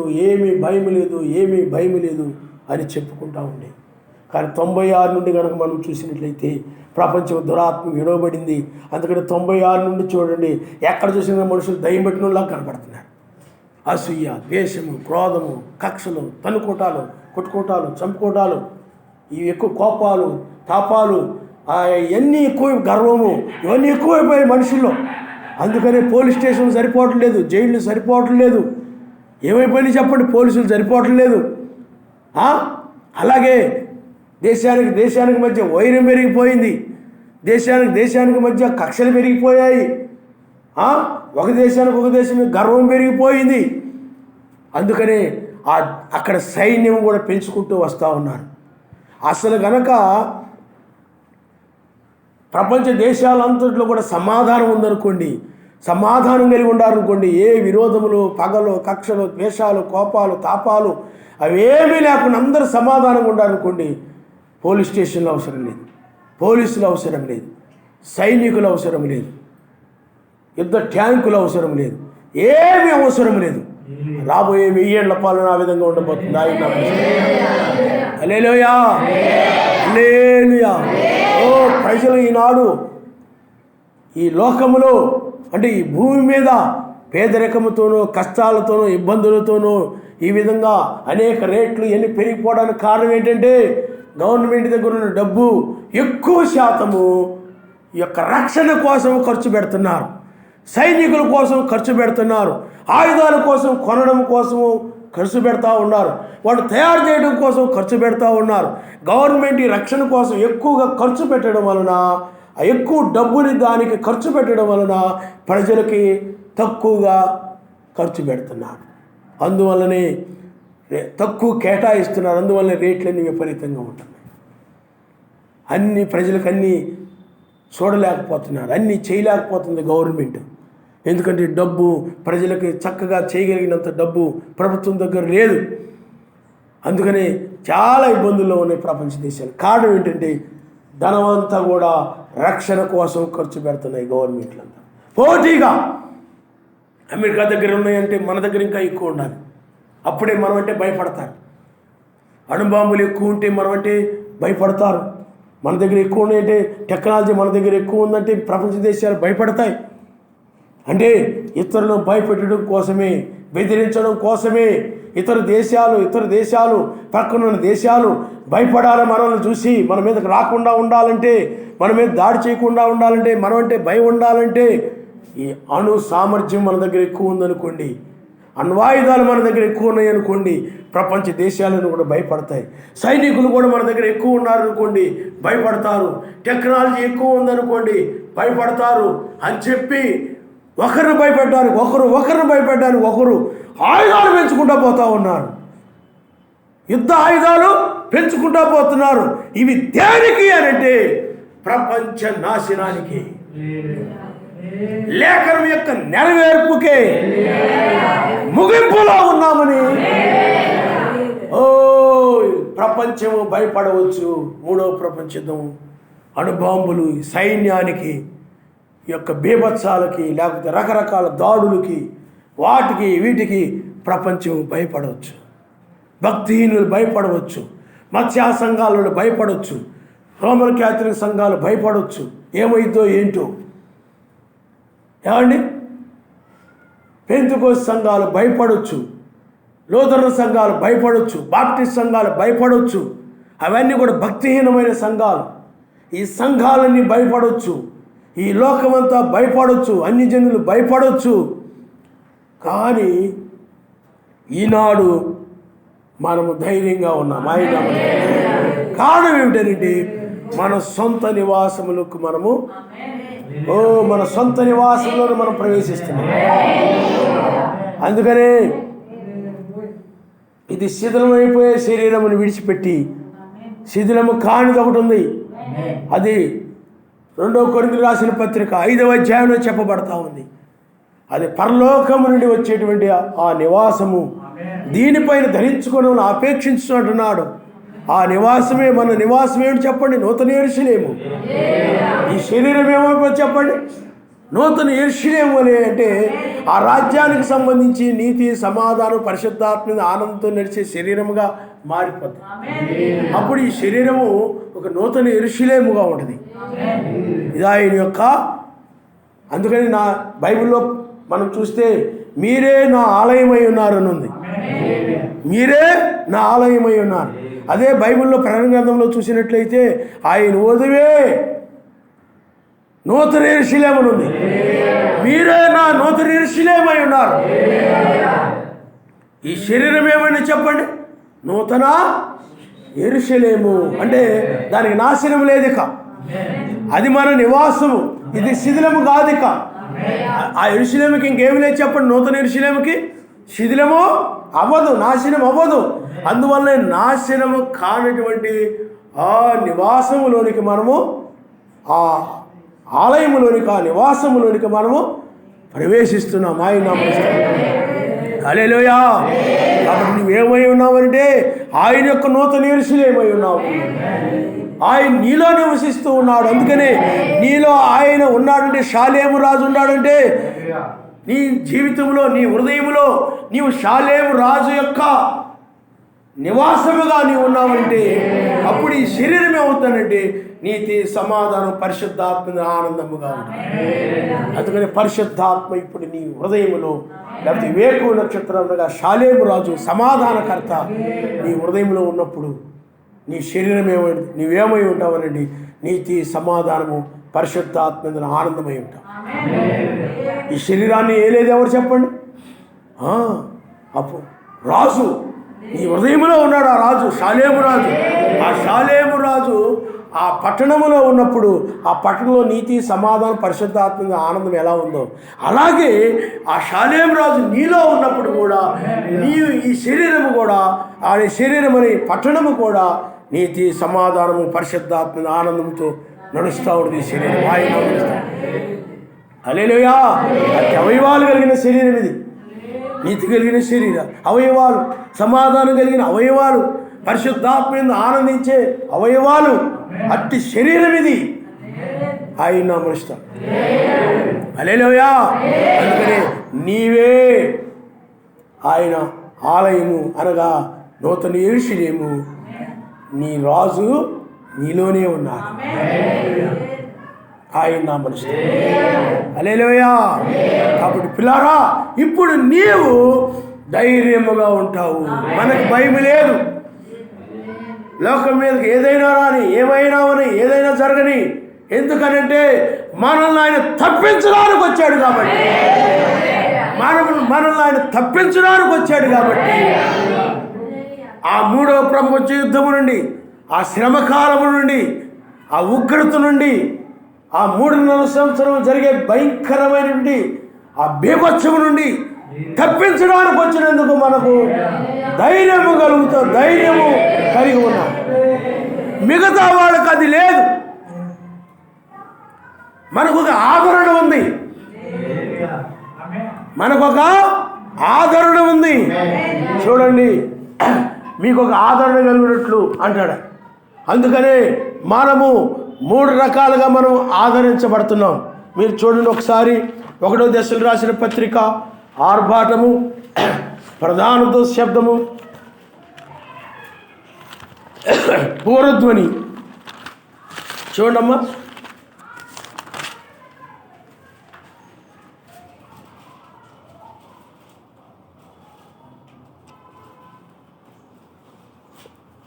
చూడండి 4వ అధ్యాయము 13వ వచనం మనం చదువుకున్నాం. సహోదరులారా, నిరీక్షణ లేని ఇతరుల వలె మీరు దుఃఖపడకుండా నిమిత్తము నిద్రించుతున్న వారిని గూర్చి మీకు తెలియకుండా నాకు ఇష్టం లేదు. మెస్సయ్య మృతి పొంది తిరిగి లేచినని మనము నమ్మిన యెడల అదే ప్రకారము మెస్సయ్యనందు నిద్రించిన వారిని సర్వశక్తిమంతుడు ఆయనతో కూడా వెంట పెట్టుకొని వచ్చును. మేము ఎలోహిం మాటను బట్టి మీతో చెప్పినది ఏమనగా, మెస్సయ్య రాకడ వరకు సజీవులమై నిలిచియుండు మనము నిద్రించిన వారి కంటే ముందుగా ఆయన సన్నిధికి చేరము. ఆర్భాటముతోనూ ప్రధానత శబ్దముతోనూ సర్వశక్తిమంతుని బోరుతోనూ పరలోకము నుండి మెస్సయ్య దిగి వచ్చును. మెస్సయ్యనందుండి మృతులైన వారు మొదట లేతురు, ఆ మీదట సజీవులమై నిలిచియుండు మనము వారితో కూడా ఏకముగా ఎలోహిమును ఎదుర్కొనుటకు ఆకాశ మండలమునకు మేఘముల మీద కొనిపోబడుదుము. కాగా మనము సదాకాలము మెస్సయ్యతో కూడా ఉందుము. కాబట్టి మీరు ఈ మాటల చేత ఒకరినొకరు ఆదరించుకొని ఆయన పిలుస్తాడు. హల్లెలూయా. అంటే ఆర్భాటముతోనూ ప్రధానత శబ్దముతోనూ సర్వశక్తిమంతుని బోరుతోనూ ఆయన వస్తాడు. మనం సదాకాలం ఉంటాం, ఆయన ఎదుర్కొని సదాకాలం ఆయనతో ఉంటాం. కాబట్టి ఎప్పుడు ఇంకా ఆయనతో ఉండబోతున్నామని ఆ మాటలను బట్టి ఒకరినొకరు మీరు ఆదరించుకుని. అలాగే ఇప్పుడు అలాంటి ఆదరణ మనకు వచ్చింది. అలాంటి ఆదరణ, అందువల్ల మనం ధైర్యంగా ఉంటున్నాం. ఆదరించా ఈ మాటల ద్వారా మనం ఆదరణ పొందుతున్నాం. ఈ వర్తమానం ద్వారా మనం ఆదరణ పొందుతున్నాం. సదా ఆయనతో ఉండబోతున్నామని, ఆయన కలుసుకోబోతున్నామని, ఆయనతో ఉండబోతున్నామని కారణం ఎందుకనంటే ఆర్భాటము, 7వ దూత వర్తమానం, బోరధ్వని, అదే ప్రధాన దూత శబ్దము, మృతులు సజీవులు లేపబడ్డం. అందుకని తెల్లవారుజామున ఆర్భాటము ఏమండి, అది 7వ సంఘకాలంలో అనగా సాయంకాలంలో. అదే ఈ తెల్లవారుజామున ప్రధాన దూత శబ్దము, బోరధ్వని, ఈ 3 వినబడుతుంది. ఆర్భాటం అయిపోయింది. ఇప్పుడు బోరధ్వని, ప్రధానతో శబ్దం. అందుకనే మృతులు సజీవులు ఏకంగా కొనిపోబడతారు, వెళ్ళి మధ్యాకాశంలో కలుసుకుంటారు. అందుకని ఆయన మధ్యాకాశానికి వచ్చే ముందుగా ఈ 3 ఇక్కడ కనపడతా ఉన్నాయి. ఆదరణ పొందుతున్నాం మనం. ఆదరణ అంటే ఎవరైనా నిన్ను వచ్చి నువ్వే కష్టాల్లో ఇబ్బందుల్లో ఉన్నప్పుడు ఎవరైనా నిన్ను ఆదరించారనుకోండి, ఆ మాటల వల్ల నువ్వు ఏం పొందుతావు చెప్పండి? ధైర్యం పొందుతావు, నెమ్మది పొందుతావు. ఏమండి? ఆదరణ అంటారు దాన్ని. అలాగే ఇక్కడ కూడా మనల్ని ఆదరిస్తున్నాడు ఆయన. ఈ ప్రపంచం మీదకి ఉగ్రత రాబోతా ఉంది. మీరు నా ప్రజలు, నా వారు, నా రాజ్యంలో నాతో సదా మీరు ఉంటారు. ఆ మాటలను బట్టి ఈనాడు మనకు ఆదరణ కలుగుతూ ఉంది. ఆయన హల్లెలూయా, హల్లెలూయా. లోకానికైతే అలాంటి ఆదరణ లేదు. ఇప్పుడు లోకానికి ఆదరణ ఉందా? ఉగ్రత రాబోతుందమ్మా. ఈ తెల్లవారుజాము మీరు ఈ లోకాన్ని విడిచిపెట్టేసి మీరు ఈ పట్టణంలో ప్రవేశించండి. ఇదిగో మధ్యాకాశానికి ఆయన వస్తున్నాడు, మీరు ఆయన ఎదుర్కొంటారు, ఇంకా ఆయనతో ఉంటారు. ఈ తెల్లవారుజాములోనే ఆయన ఎదుర్కొనేది. అలాంటి మాటలే ఉన్నాయి ఏ సంఘాల్లోనైనా? ఏమండి? ఇలాంటి ఆదరణ మాటలు రోమన్ క్యాథలిక్ సంఘంలో ఉన్నాయా? బాప్టిస్ట్ సంఘంలో ఉన్నాయా? పెంతెకోస్తు సంఘంలో ఉన్నాయా? లేవు. ఆయన నామనిస్తాం. హల్లెలూయా, హల్లెలూయా. అందుకని మనం ఈనాడు ఆయన చేత మనం ఆదరణ పొందుతున్నాం. ఇది జరుగుతూ ఉంది కాబట్టి అది మిగతా వాళ్ళకి వాళ్ళు ఆదరణ కలుగును. మనకి ఆర్భాటంతో, ప్రధానతో శబ్దంతో, బోరధ్వనితో ఆయన వస్తాడు, మనం ఆయన కలుసుకుంటాము, వెళ్ళిపోతాము అని వాళ్ళు కూడా ఆనందిస్తుంటారు. ఆదరణ పొందుతుంటారు. వెళ్ళిపోతాంలేమ్మా అనుకుంటుంటారు, మీటింగుల్లో చెప్పుకుంటారు, అన్నీ చెప్పుకుంటారు. కానీ బైబిల్ చెప్తుంది భ్రమపరచు ఆత్మ అని చెప్తుంది. అదే ఆత్మ చెప్పండి, భ్రమపరుస్తుంది. వాళ్ళు పరలోకి వెళ్ళేలాగానే, నిజమైన భక్తి చేస్తున్నట్టుగానే, నిజమైన మార్గంలో ఉన్నట్టుగానే, సత్యంలో ఉన్నట్టుగానే అది భ్రమపరుస్తూ ఉంటుంది. కానీ అది వాక్యానికి సరిపోదు, కాలానికి సరిపోదు. వాళ్ళు అలా చెప్పుకుంటూ ఉంటారు. కానీ నిజముగా ఆ దినము వచ్చి ఉన్నదని, ఆ జాము వచ్చి ఉన్నదని, ఆ గడిలో మనం ఉన్నామని మనం చూడగలుగుతున్నాం. ఆయన నామమున హల్లెలూయా. మిగతా వాళ్ళు చూడగలుగుతున్నారా? ఏ దినాన్ని వస్తాడో, ఏ జామును వస్తాడో, ఏ గడిని వస్తాడో వాళ్ళు కూడా హల్లెలూయా చెప్పుకుంటారు, ఆమెను చెప్పుకుంటారు. అసలు కొన్ని సంఘాల్లో అది అసలు ఉండదు. నన్నాం గారు అన్నారు, ఎవరైనా కానీ హల్లెలూయా ఆమెను కానీ చెప్పకపోతే ఏంటి చెప్పండి అంటే డైరెక్ట్గా అలా చెప్పలేదు. కానీ ఒక సంఘానికి వెళ్ళాడంట. సంఘానికి వెళితే అందరూ చప్పబడిపోయి ఉన్నారంట. హల్లెలూయా కానీ ఆమెను కానీ ఏమీ లేదంట. అన్నాడు, ఆమెనే మాట నేను అక్కడ వినలేదు, వాళ్ళు చప్పబడిపోయి ఉన్నారన్నాడు. వాక్యం ఆయన ఎంత గట్టిగా బోధించినా కానీ అది లేదు. ఈనాడు కూడా చాలామంది జీవితాల్లో అది ఉండదు. ఆమెనంటే అలా జరుగునుగాక. అవును, ఆయన అలా అంటే నువ్వు ఆయనతో ఏకీపిస్తున్నావు అని అర్థం. ఆమెను చెప్పడం లేదంటే ఆయన కార్యాలు నువ్వు ఏకీపించట్లా. నువ్వు ముద్రాజ్ చెప్పులాగే గోడ కనుకోను, గొప్ప కానుకోను, ఏమండి, లేకపోతే స్తంభాన్ని కానుకోను, లేకపోతే అక్కడ ఆలోచిస్తాను కాదు. అది నీవు ఆయనతో ఏకీభవిస్తూ ఉంటావు. ఆమెనని హల్లెలూయని చెప్పడం ద్వారా ఆయన నమస్తాను. కాబట్టి ఇలా ఆలోచన చేయండి. మనం ఈనాడు ఎత్తబడతాం, మన ఇంటికి మనం వెళ్తాం. ఇది ఆ సమయమే, మన సొంత. ఎందుకంటే మనం ఇక్కడ ఒక యాత్రికులమే.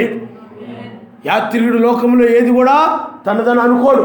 నువ్వు ఎవరన్నా మీ వాళ్ళు ఎవరో ఉంటారు ఎక్కడో, అక్కడ ఉన్నప్పుడు మీరు వాళ్ళ దగ్గరికి వెళ్ళినప్పుడు అక్కడ వాళ్ళని ఏదో పలకరించి ఆ ఊళ్ళో 2 రోజులు 3 రోజులు 4 రోజులు ఉంటారు, మరి మామూలు వచ్చేస్తారు. అంతేగాని అక్కడంతా నాది అనుకుంటారు. మీరేదో వైజాగ్ వెళ్ళారు, ఏదో చూసొద్దామని. ఆ వైజాగ్ వెళ్ళిన తర్వాత వైజాగ్ అంతా నాదే అనుకుంటారు. అక్కడికి వెళ్ళి అనుకోరు. అక్కడున్నా కానీ నాకు ఒకటి ఉంది, కాకినాడలో ఒకటి ఉంది, నేను అక్కడ ఉన్నాను అనుకుంటాను. అలాగే ఇక్కడ కూడా ఈ లోకము కూడా నువ్వు యాత్రికుడు కాబట్టి, యాత్రికురాలు కాబట్టి నీవు కూడా ఈ లోక సంబంధమైనది ఏది కూడా నాదని అనుకో. అదే నాదనుకుంటావు. అలా అనుకునేవాడే దాన్ని పొందుకుంటారు. ఈ లోకంలో ఏదైనా నాదనుకునేవాడు ఎక్కడే ఉండిపోతారు. ఈ లోకంలో ఏదైనా ఏమండి నాదని అనుకునేవాడు ఏమైపోతాడు చెప్పండి? నీది కదా, నువ్వు నీది ఎక్కడ ఉందో నువ్వు అక్కడే ఉండిపోతాడు. అది నాదనుకుంటున్నావు కదా, ఎందుకంటే విశ్వాసాన్ని తెలియజేస్తుంది. అక్కడికి వచ్చాను, ఆయన నామనిష్టం. హల్లెలూయా. మనకి నాడు ఏం కలుగుతుంది చెప్పండి? ధైర్యము కలుగుతూ ఉంది. ఈ భక్తిహీనులు కలిగి నువ్వు కూడా భక్తిహీనత్వంలో ఉన్నట్లయితే నీకు ఆ ధైర్యం ఉండదు, ఎత్తబడతాననే ధైర్యం ఉండదు. ఆ మూడో ప్రపంచ యుద్ధంలో నశించిపోతానేమో, ఆ యుద్ధంలో నేను ఎందుకంటే భయపడుతుంటాడు. భక్తిహీనుడు ఏమైపోతాడంటే నేను విడిచిపెట్టబడతాను, నాకు డౌటే లేదు, ఎందుకంటే నాకు సరైన ప్రార్థన లేదు, నేను నిజంగా వాక్య ప్రకారం నేను లేను, ఖచ్చితంగా విడవబడతాను. అతడికి ఆ విధమైన తలంపులు వచ్చేస్తూ ఉంటాయి. మీకు అర్థమవుతుందండి? నేను శ్రమల్లో పడిపోతాను, నేను ఎలాగ నరకంలోకి వెళ్ళిపోతాను, నా జీవితం నాకు అర్థమైపోతుంది, నా ఆలోచనలు నాకు అర్థమైపోతున్నాయి, ఎందుకంటే నాలో సరైన భక్తి లేదు, సరైన ప్రార్థన లేదు అని అర్థమైపోతాడు. భక్తిహీనుడు కూడా అలాగే, భక్తిహీనులకు కూడా అలాగే. లోకంలో కూడా క్రైస్తవులు ఉంటారు చాలామంది, వెళ్ళిపోతాం అనుకుంటారు, వాళ్ళు వెళ్ళిపోరు. అందుకని వేషధార అంటాడంట, వెళ్ళిపోతాను అనుకుంటాడంట, కానీ వెళ్ళడు.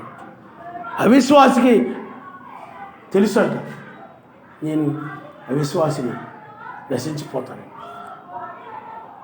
విశ్వాసి అంట వెళ్ళిపోతాను అనుకుంటాడు, వెళ్తాడు. ఆయన హల్లెలూయా, హల్లెలూయా. కాబట్టి ఆలోచన చేయి. ఓ ఆయన యొక్క వర్తమానం మనల్ని ఆదరించు వర్తమానము, ఆయన మాటలు మనల్ని ఆదరిస్తూ ఉంటాయి. అందుకని కాబట్టి మీరు ఈ మాటల చేత ఒకరినొకరు ఆదరించుకుని అన్నాడు.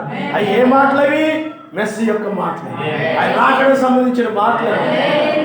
అదే ఇప్పుడు జరుగుతున్నప్పుడు ఎంత ఆదరణో ఏమండి. మిగతా వాళ్ళకైతే ఆదరణ ఉండదు.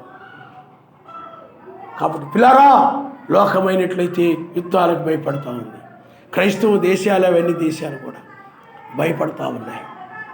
ఆనాడు నోకాలంలో ప్రజలందరూ భయపడ్డారు. ఆ జలప్రళయం వచ్చినప్పుడు భయపడిపోయారు, లోతు కాలంలో భయపడిపోయారు. ఆ యొక్క చిన్న చిన్నగా ఆరంభమైంది. వర్షం ఒకేసారి ఆరంభం కాదు, ఒకేసారి వర్షము ఒకేసారి రాలేదు, కొద్దిగా అలా పెరుగుతూ వచ్చేసింది. ఇప్పుడు కూడా మూడో ప్రపంచ యుద్ధం కూడా ఒకేసారి రాదు. ఇగో రష్యా ఆరంభమైంది, మెల్లమెల్లగా ఏమైపోతుంది చెప్పండి? మూడో ప్రపంచ యుద్ధంలోకి వెళ్ళిపోతుంది ఒకేసారి. కాబట్టి ప్రపంచం ఏమైపోతుందండి, భక్తిహీనులు ఏమైపోతున్నారండి, ప్రపంచంలో జరుగుతున్న పరిస్థితులను బట్టి భయపడిపోతున్నారు. భక్తిహీనుడు భయపడతాడు, ప్రాణానికి భయపడిపోతాడు. ఏమైందో ఏంటో అతనికి ఒక నిరీక్షణ లేదు. ఆయన నన్ను రక్షిస్తాడు, కాపాడుతాడు అని ఒక ఆధారం ఆయన ఆధారం చేసుకున్నాడు. కాబట్టి ఆ భక్తిహీనుడు భయపడుతుంటాడు. ఏదైనా బలహీనత వచ్చినా భయపడిపోతాడు. మీకు అర్థమైందా? వణికిపోతుంటాడు. తుమ్ములు వచ్చినా ఏమైపోతుందంటే భయపడిపోతుంటాడు. చేయం కుట్టినా భయపడిపోతుంటాడు, దోమ కుట్టినా భయపడిపోతుంటాడు, ఎలగీరినా భయపడిపోతుంటాడు, తుమ్ములు దగ్గులు వచ్చినా కరోనా వచ్చినా భయపడిపోతుంటాడు. ఏదేమొచ్చినా కానీ భయపడిపోయి ప్రతిదానికి కూడా పరిగెత్తి పోతూ ఉంటారు. హాస్పిటల్కి వాటికి చిన్నదానికి కూడా పరిగెత్తి వెళ్ళిపోతూ ఉంటారు.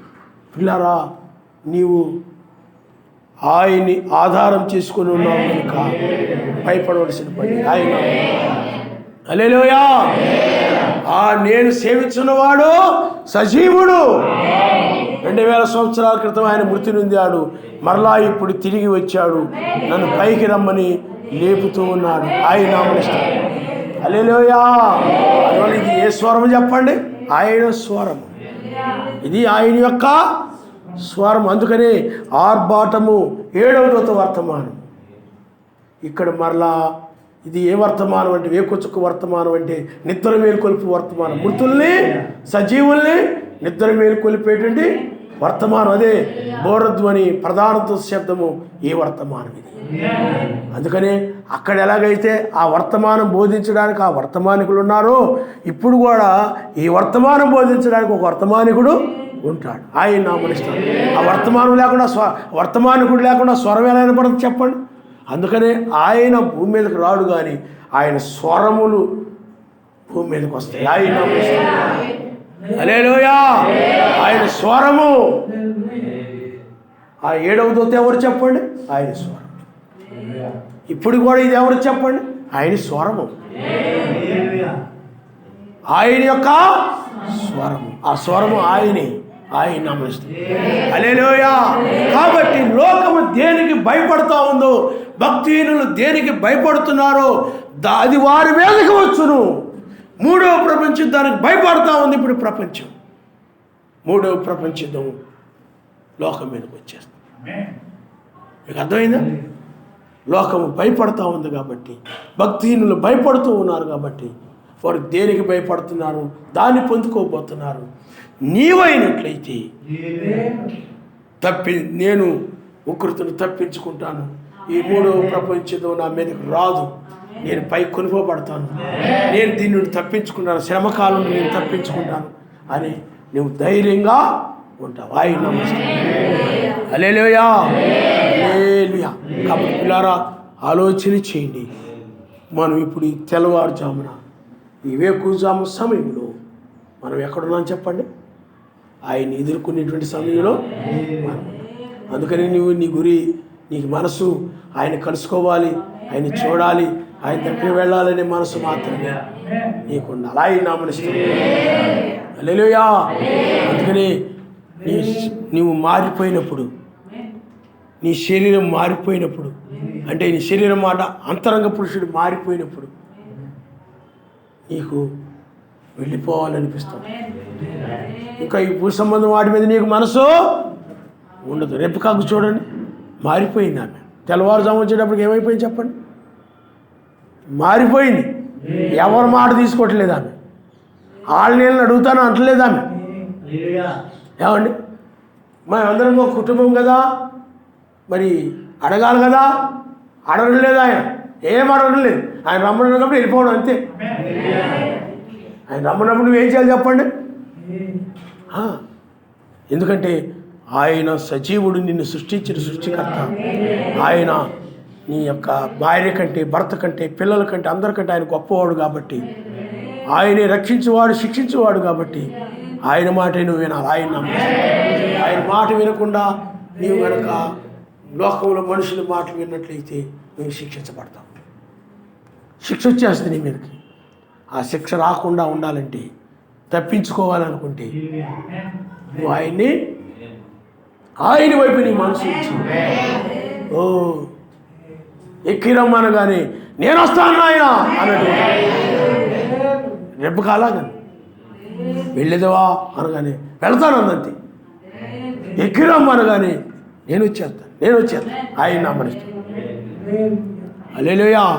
కాబట్టి పిల్లారా, లోకము దేనికి భయపడతా ఉందో దాన్ని పొందుకోబోతా ఉంది. కాబట్టి నువ్వు కూడా ఆలోచన చెయ్యి. నువ్వు ఎత్తబడాలంటే ఆ పట్టణంలో నువ్వు ప్రవేశించి ఉండాలి. ఆ నీతి, సమాధానము, పరిశుద్ధాత్మేంద్ర ఆనందం కలిగిన పట్టణంలోనికి ప్రవేశిస్తేనే, అంటే ఆ పట్టణంలో ప్రవేశించడం అంటే ఈ శరీరమే ఆయన యొక్క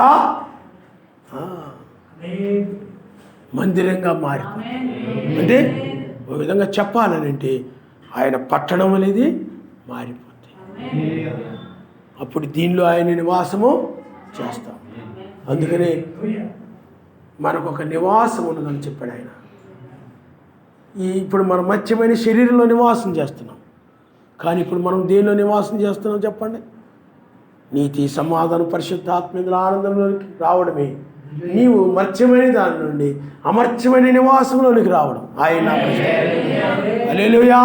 అక్కడ అలాగే జీవిస్తాం, అక్కడ కూడా దానిలోనే జీవిస్తాం. అక్కడ అదేవిధంగా ఆ రాజ్యంలో అదేవిధంగా నివసిస్తాం.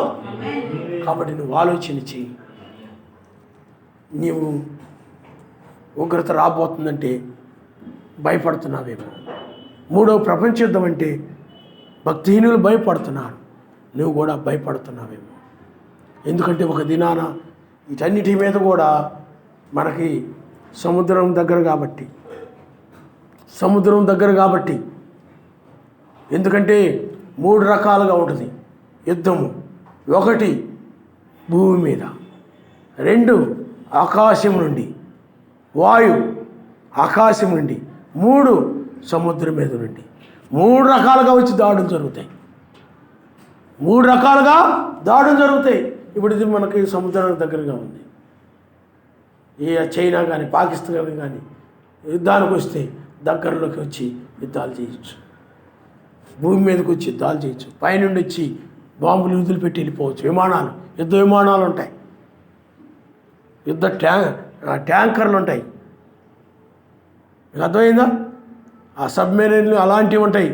సముద్రంలో యుద్ధానికి సంబంధించినటువంటి షిప్పులు ఉంటాయి. చాలా భయంకరమైనటువంటి, ఎందుకని శత్రువు ఈనాడు ఈ యొక్క యుద్ధ వాతావరణము ప్రపంచాన్ని చుట్టుముట్టి ఉంది. అణ్వాయుధాల చేత, బాంబుల చేత ప్రపంచములో నుండి దేశాలు నిండి ఉన్నాయి. ప్రపంచం ఈనాడు ఏదైనా యుద్ధం జరిగితే ఎక్కడ యుద్ధం వస్తుందో భయపడతా ఉంది. కానీ మనకు తెలుసు యుద్ధం రావడానికి మనం ఎత్తబడిన తర్వాత 3.5 సంవత్సరం మాత్రమే. అన్నంగారు ఏం చెప్పారంటే, ఎత్తబడిన తర్వాత భూమికి 3.5 సంవత్సరం మాత్రమే. ఆ తర్వాత 1000 ఏళ్ళ పాలన వస్తుంది. ఆయన నమ్మడిస్తాం. హల్లెలూయా, హల్లెలూయా. కాబట్టి ముగింపులో మనం ఉన్నాం. తల ఉంచుకోండి, మనం ప్రార్థన చేసుకుందాం. భక్తిహీనులు దేనికి భయపడతాడో అది అతడి మీదకు వస్తుంది. ఈనాడు కూడా చాలామంది పిల్లారా భక్తిహీనులుగా ఉన్నారు. పరిశుద్ధత లేకుండా, నీతి లేకుండా, ప్రార్థన లేకుండా, నామములో బాప్తిజం పొందకుండా, ప్రపంచంలో ఆయన ఒక్కడిని ఒప్పుకొనకుండా, ఆయన తిరస్కరించి ఈ లోక టెక్నాలజీలో మునిగిపోయి, ఈ యొక్క టెక్నాలజీని నమ్ముకొని, సెల్ ఫోన్ నమ్ముకొని, మనుషులను ఆధారం చేసుకొని, స్వబుద్ధిని ఆధారం చేసుకొని, ఎవరొకరిని ఆధారం చేసుకొని ఆధారంతో నడుస్తున్నారు. ఈనాడు మనుషులు